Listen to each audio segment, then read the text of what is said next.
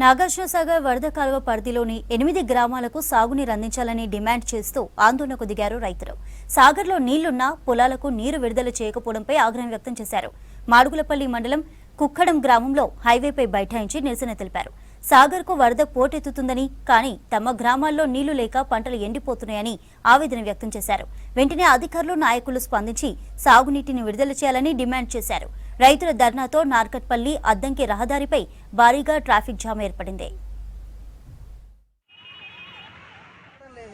ఇప్పటి నుంచి కాదు, ఎప్పటి నుంచి రావట్లేదు.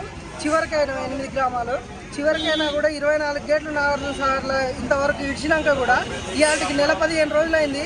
నెల 15 రోజుల్లో చుట్టుపక్కల నాట్లు పెట్టుకున్నా కూడా మా 8 గ్రామాలకు మాత్రం సుక్క నీరు అందడం లేదు.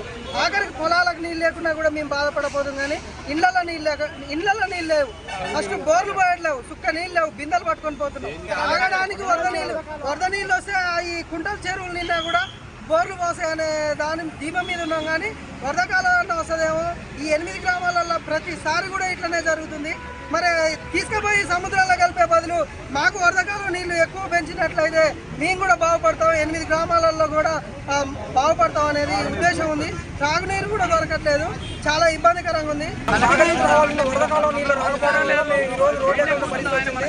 మాకు 7 గ్రామాలకు సంబంధించిన మాకు నీళ్ళు సుఖం కూడా రావట్లేదు. సాగర్ నీళ్ళు సంతోషంగా మేము అందరూ నార్లు పోసుకున్నామండి. ఆ నార్లు కూడా రెండోసారి నార్లు పోసుకుంటున్నాం. అయినా కూడా ఇప్పటికి కూడా అధికారులు స్పందించి నీళ్లు మాకు రావడానికి అవకాశం లేకుండా చేశారండి.